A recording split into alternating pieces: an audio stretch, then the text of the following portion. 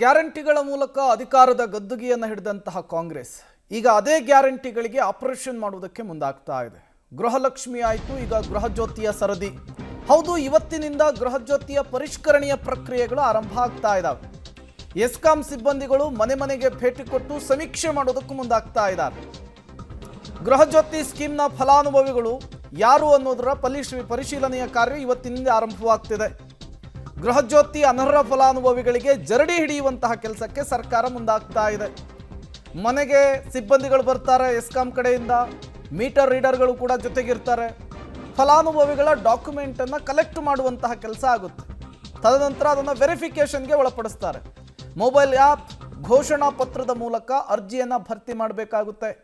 ಈ ಅರ್ಜಿ ಭರ್ತಿಯಾದ ನಂತರ ನೀವು ಕೊಟ್ಟಂತಹ ಡಾಕ್ಯುಮೆಂಟ್ಸನ್ನು ಸಬ್ಮಿಟ್ ಮಾಡಿದ ನಂತರ ವೆರಿಫಿಕೇಷನನ್ನು ಮಾಡಿ ನೀವು ನಿಜವಾದ ಫಲಾನುಭವಿಗಳು ಹೌದೋ ಅಲ್ವೋ ಅನ್ನೋದನ್ನು ಸರ್ಕಾರ ನಿರ್ಧರಿಸುತ್ತೆ.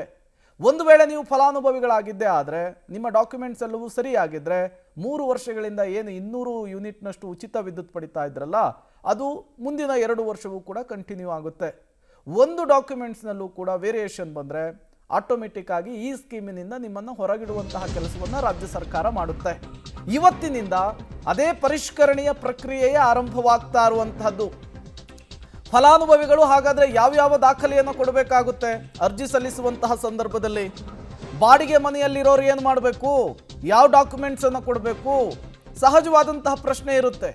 ಯಾವ್ಯಾವ ದಾಖಲೆಯನ್ನು ಕೊಟ್ಟರೆ ಉಚಿತ ವಿದ್ಯುತ್ ಸಿಗುತ್ತೆ ಅನ್ನುವಂತಹ ಪ್ರಶ್ನೆ ಇರುತ್ತಲ್ಲ, ಆ ಪ್ರಶ್ನೆಗಳಿಗೆ ಉತ್ತರವನ್ನು ನಾವು ಕೊಡ್ತಾ ಹೋಗ್ತೀವಿ. ಯಾವ್ಯಾವ ಡಾಕ್ಯುಮೆಂಟ್ಸನ್ನು ಇಟ್ಕೊಬೇಕು, ಅರ್ಜಿಯನ್ನು ಹೇಗೆ ಫಿಲ್ ಮಾಡಬೇಕು, ಯಾವ್ಯಾವ ಕಾಲಮ್ನಲ್ಲಿ ಏನೇನನ್ನು ಉಲ್ಲೇಖಿಸಬೇಕು, ಎಲ್ಲದಕ್ಕೆ ಸಂಬಂಧಪಟ್ಟಂತೆ ಪಬ್ಲಿಕ್ ಟಿವಿಯಲ್ಲಿ ಡೀಟೇಲ್ಸನ್ನು ಕೊಡ್ತಾ ಹೋಗ್ತೀವಿ. ಮೊದಲನೇದಾಗಿ ನಿಮ್ಮ ಹತ್ರ ವೋಟರ್ ಐ ಡಿ ಇರಬೇಕು ಅಥವಾ ಆಧಾರ್ ಕಾರ್ಡ್ ಇರಬೇಕಾಗುತ್ತೆ. ಗುರುತಿನ ಚೀಟಿ ಒಂದು ಇರಬೇಕು. ಅದನ್ನು ಸಿಬ್ಬಂದಿಗಳು ಮನೆಗೆ ಪರಿಶೀಲನೆಗೆ ಬಂದಂತಹ ಸಂದರ್ಭದಲ್ಲಿ ತೋರಿಸಬೇಕಾಗುತ್ತೆ. ನೀವು ಈ ರಾಜ್ಯದವರು ಹೌದೋ ಅಲ್ವೋ ಅನ್ನೋದನ್ನು ಕನ್ಫರ್ಮ್ ಮಾಡ್ಕೊಳ್ಳೋದಕ್ಕೆ. ಇನ್ನು ಪ್ಯಾನ್ ಕಾರ್ಡ್ ಕೊಡಬೇಕಾಗುತ್ತೆ. ನೀವು ಇನ್ಕಮ್ ಟ್ಯಾಕ್ಸ್ ಕಟ್ತಾ ಇದ್ದರೆ, GST ಪೇಯರ್ ಆದರೆ ಪ್ಯಾನ್ ಕಾರ್ಡ್ ಮೂಲಕ ಈಸಿಯಾಗಿ ಕಂಡುಹಿಡಿದ್ಬಿಡ್ತಾರೆ.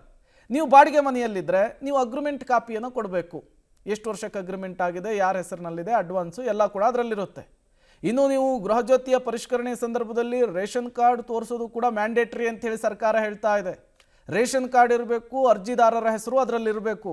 ಹಾಗಿದ್ದರೆ ಮಾತ್ರ ನೀವು ಗೃಹಜ್ಯೋತಿಯ ಫಲಾನುಭವಿಗಳಾಗೋದಕ್ಕೆ ಸಾಧ್ಯ. ಮೋಸ್ಟ್ ಇಂಪಾರ್ಟೆಂಟು ಜಾತಿ ಪ್ರಮಾಣ ಪತ್ರ ಬೇಕು ಅಂತ ಕೂಡ ಸರ್ಕಾರ ಹೇಳ್ತಾ ಇದೆ. ಇದೇ ಸ್ವಲ್ಪ ಗೊಂದಲಕ್ಕೆ ಕಾರಣವಾಗುತ್ತಾ ಅಂಥೇಳಿ. But Aadhaar card, ration card ಎಲ್ಲ ಈಸಿಯಾಗಿ ಕೊಟ್ಬಿಡ್ತಾರೆ. ಬಟ್ ಜಾತಿ ಪ್ರಮಾಣ ಸಿಗೋದು ಸ್ವಲ್ಪ ಕಷ್ಟ, ಕಾಯಬೇಕಾಗುತ್ತೆ. ಪಾಸ್ಪೋರ್ಟ್ ಸೈಜ್ನ ಫೋಟೋವನ್ನು ಕೂಡ ಕೊಡಬೇಕಾಗುತ್ತೆ. ಡೀಟೇಲ್ಸ್ ಕೊಡೋದಕ್ಕೆ ಲೋಕೇಶ್ ನೇರ ಸಂಪರ್ಕದಲ್ಲಿ ಜಾಯಿನ್ ಆಗಿದ್ದಾರೆ. ಲೋಕೇಶ್, ಪರಿಷ್ಕರಣೆ ಏನೋ ಸರಿ, ಬಟ್ ಈ ಜಾತಿ ಪ್ರಮಾಣ ಪತ್ರವನ್ನು ಸಲ್ಲಿಕೆ ಮಾಡೋದೇ ಸ್ವಲ್ಪ ಗೊಂದಲಕ್ಕೆ ಕಾರಣ ಆಗುತ್ತಾ ಅಂಥೇಳಿ. ಯಾಕೆಂದರೆ voter I D, ration card ಮನೇಲಿ ಇರ್ತದೆ, ತೋರಿಸ್ತಾರೆ, ಓಕೆ. ಬಟ್ ಈ ಜಾತಿ ಪ್ರಮಾಣ ಪತ್ರ ತಗೊಂಬರ್ಬೇಕು ಅಂದರೆ ಸ್ವಲ್ಪ ಕಷ್ಟ ಆಗುತ್ತಾ ಅಂತ ಜನರಿಗೆ?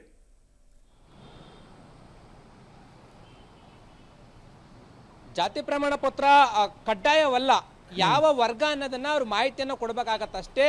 ಕಡ್ಡಾಯವಾಗಿ ಸರ್ಟಿಫಿಕೇಟ್ ಅನ್ನು ಕೊಡಬೇಕು ಅನ್ನುವಂಥದ್ದು ನಿಯಮ ಇಲ್ಲ. ಅದುವೇ ಈ ಒಂದು ಪ್ರಶ್ನಾವಳಿಗಳಲ್ಲಿ ಯಾವ ವರ್ಗಕ್ಕೆ ಬರ್ತೀರಾ, ಯಾವ ಜಾತಿಗೆ ಬರ್ತೀರಾ ಅನ್ನುವಂಥ ಮಾಹಿತಿಯನ್ನು ಕೊಟ್ಟರೆ ಸಾಕು, ಅಲ್ಲಿ ಯಾವ ವರ್ಗ ಅನ್ನೋದು ಗೊತ್ತಾಗೋಗುತ್ತೆ. ಈ ರೀತಿಯಾದಂಥ ಡಾಕ್ಯುಮೆಂಟ್ ಅಂದರೆ ಮಾಹಿತಿಗಳನ್ನು ಕಲೆಕ್ಟ್ ಮಾಡಲಿಕ್ಕೆ ಮುಂದಾಗಿರುವಂಥದ್ದು. ಗೃಹಜ್ಯೋತಿಯ ಪರಿಶೀಲನಾ ಅರ್ಜಿಯಲ್ಲಿ ಸುಮಾರು 11 ಪ್ರಶ್ನೆಗಳಿವೆ. 11 ಪ್ರಶ್ನೆಗಳಿಗೂ ಕೂಡ ಉತ್ತರವನ್ನು ಕೊಡಬೇಕಾಗತ್ತೆ ಫಲಾನುಭವಿಗಳು. ಅದರಲ್ಲಿ ಪ್ರಮುಖವಾಗಿರುವಂಥದ್ದು ಏನು ಉದ್ಯೋಗ ಮಾಡ್ತಾ ಇದ್ದೀರಾ, ಸರ್ಕಾರಿ ನೌಕರರ, ಮತ್ತು ನೀವು ಉದ್ಯೋಗ ಮಾಡ್ತಾ ಇರುವಂಥದ್ದು ಏನು ಅನ್ನೋದನ್ನು ಹೇಳ್ಬೇಕಾಗತ್ತೆ.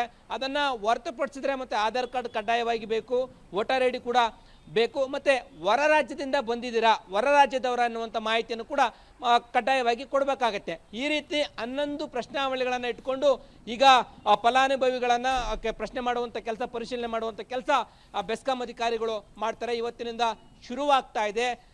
ಯಾವಾಗ ಮುಕ್ತಾಯ ಆಗುತ್ತೋ ಗೊತ್ತಿಲ್ಲ. ಇದರಲ್ಲಿ ನಕಲಿ ಫಲಾನುಭವಿಗಳು ಯಾರಿದ್ದಾರೆ ಅನ್ನೋದನ್ನು ಪತ್ತೆ ಹಚ್ಚುವಂಥ ಕೆಲಸ ಕೂಡ ಮಾಡ್ತಾರೆ. ಮತ್ತೊಂದು ಕಡ್ಡಾಯವಾಗಿ ಹಾಕಿರುವಂಥ ಷರತ್ತು ಮತ್ತು ಫಲಾನುಭವಿಗಳು ಡಿಕ್ಲರೇಷನ್ ಮಾಡ್ಕೊಳ್ಬೇಕಾಗಿರುವಂಥದ್ದು, ನಾನು ಗೃಹಜ್ಯೋತಿಯನ್ನು ಗೃಹ ಬಳಕೆಗಷ್ಟೇ ಬಳಕೆ ಮಾಡ್ತಾ ಇದ್ದೀನಿ, ಬೇರೆದಕ್ಕೆ ಬಳಕೆ ಮಾಡ್ತಾ ಇಲ್ಲ. ಒಂದು ವೇಳೆ ಬಳಕೆ ಮಾಡ್ತಾ ಇದೆ ಅಂತ ಗೊತ್ತಾದರೆ ನನ್ನ ವಿರುದ್ಧ ಕಾನೂನು ಕ್ರಮವನ್ನು ಜರುಗಿಸಿ, ಮತ್ತು ಇದುವರೆಗೂ ಏನೆಲ್ಲ ಬಳಸಿದ್ದೀನಿ ಸೌಲಭ್ಯ ಅದನ್ನು ಬಡ್ಡಿ ಸಹಿತ ಮರುಪಾವತಿಯನ್ನು ಮಾಡೋದಕ್ಕೆ ನನ್ನ ಒಪ್ಪಿಗೆ ಇದೆ ಅಂತೇಳಿ ಫಲಾನುಭವಿಗಳು ಉತ್ತರವನ್ನು ಡಿಕ್ಲರೇಷನನ್ನು ಮಾಡ್ಕೊಳ್ಬೇಕಾಗತ್ತೆ. ಈ ರೀತಿಯಾದಂಥ ಅರ್ಜಿಯನ್ನು ಇಟ್ಕೊಂಡು ಈಗ ಪರಿಷ್ಕರಣೆ ಮಾಡಲಿಕ್ಕೆ ಮುಂದಾಗ್ತಾ ಇರುವಂಥದ್ದು. ಯಾವ ರೀತಿಯಾಗಿ ಮುಕ್ತಾಯ ಆಗುತ್ತೆ, ಎಷ್ಟು ಜನ ನಕಲಿ ಫಲಾನುಭವಿಗಳಿದ್ದಾರೆ ಅಂತ ಫಲಾನುಭವಿಗಳಿದ್ದಾರೆ ಅನ್ನೋದನ್ನ ತಿಳ್ಕೊಬೇಕಾಗುತ್ತೆ ಪ್ರೇಮ್. ಓಕೆ ಲೋಕೇಶ್, ಹಾಗೆ ಸಂಪರ್ಕದಲ್ಲಿರಿ, ಮತ್ತಷ್ಟು ಡೀಟೇಲ್ಸ್ ಅನ್ನ ನಿಮ್ಮಿಂದ ಪಡೀತಾ ಹೋಗ್ತೀವಿ. ಹೌದು, ಈಗಾಗಲೇ ಇಲಾಖಾವಾರು ಒಂದಿಷ್ಟು ಮಾಹಿತಿಯನ್ನು ಸಂಗ್ರಹಿಸಿದ್ದಾರೆ.